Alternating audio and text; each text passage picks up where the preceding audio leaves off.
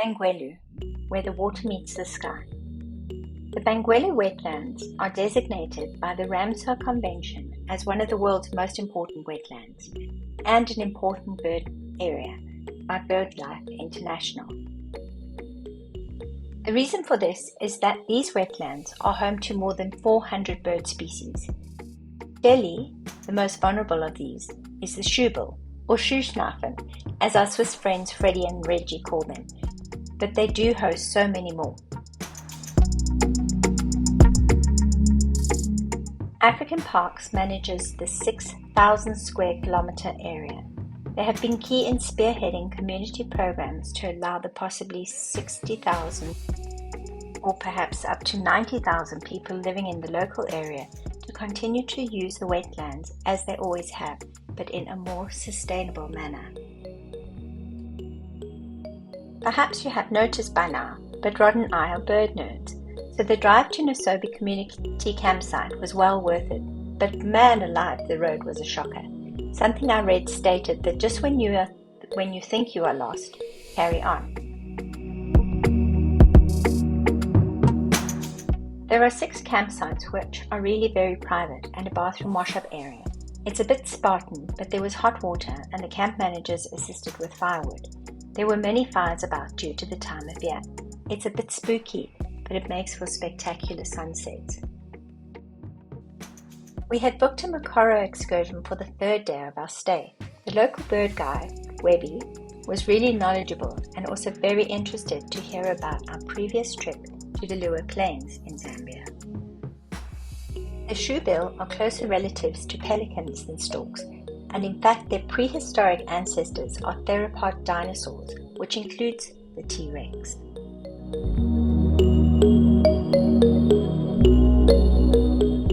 Rod and I spent a good half hour with Maggie Hirschauer from the Shoebill Captive Rearing and Rehabilitation Facility. They go to huge lengths to ensure that the baby shoebills in their care are not exposed to humans. They are fed via a shoebill puppet until they are old enough to learn to hunt for themselves.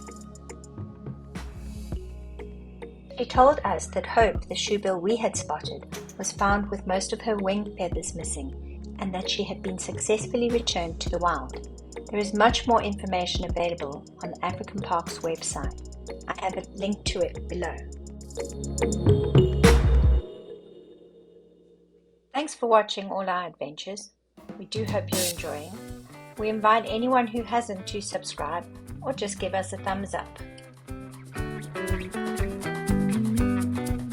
Driving along in the domba, it is very hard to imagine that once the rains start, the water reaches the nearby village, which is some 15 kilometers away. These walls have been built over thousands of years as a giant fishing machine. Where there are breaks in the walls, a reed fish trap is inserted to catch the fish. Today is a red letter day. We spent last night at Nsobi camp. We're in the Bangweulu Wetlands and we are going hunting for the shoebill. We are currently being pulled around on a little channel out of the little harbour, and yeah, let's see what we can see. There's plenty of water birds around. This morning we saw hundreds and hundreds and hundreds of black lechwe and some zebra and the very handsome local striped jackals, which was a first for both of us. We've never seen them before. They actually found a lot in this area and also in Botswana, but we've never seen them before, so that was a first for us. So did you see the shoebill this morning? Yes.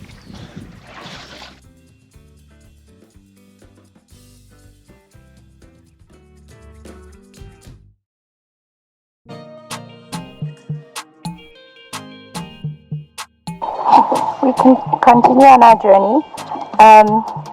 After, 13 flipping years of looking, we finally found the Lesser Jacana. It's very, very shy. Obviously, it's the beginning of breeding season, and they're a lot more difficult to spot. They don't have blue heads, so that doesn't help much. that that's a really, really, really special sighting for us. And it's just so lovely here. Look at all of this.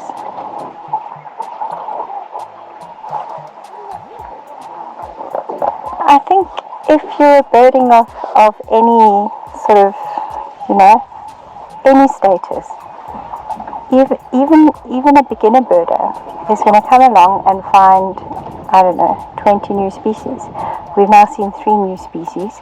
I was telling Webby, our guide, and I'm not being greedy, but my life list currently is 394. In fact, it's probably a few more because of the Zambian specials, which are in my Zambian bird book.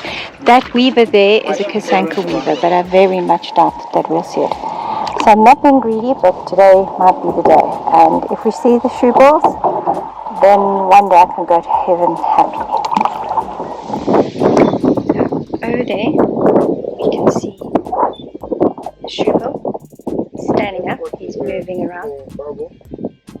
He's apparently just caught a small barbel. You have to understand, I'm filming this standing on top of a seat in a makora.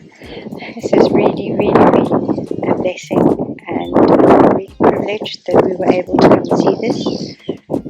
The road here was absolutely shocking. You cannot believe how poor the road is.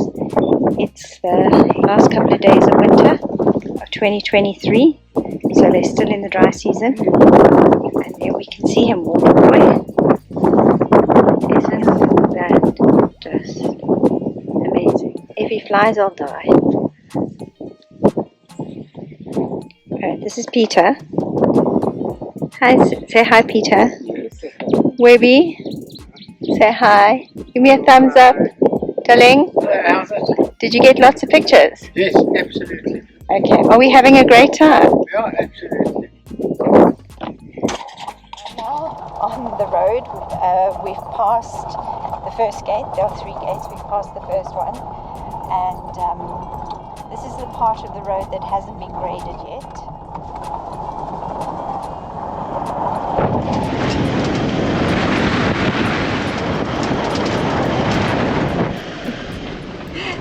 This morning, Rod has made a decision. Rod, what was your decision? This must be one of the worst roads in Zambia. So it's been promoted. Yeah. To Number 1. Number 1. So there you have it, folks. It's so worth the trip. Just be prepared for a really tough ride.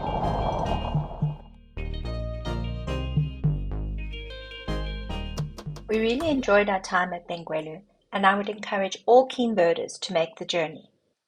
From Bangweulu, we headed to Kapisha Hot Springs, which is another birder's paradise.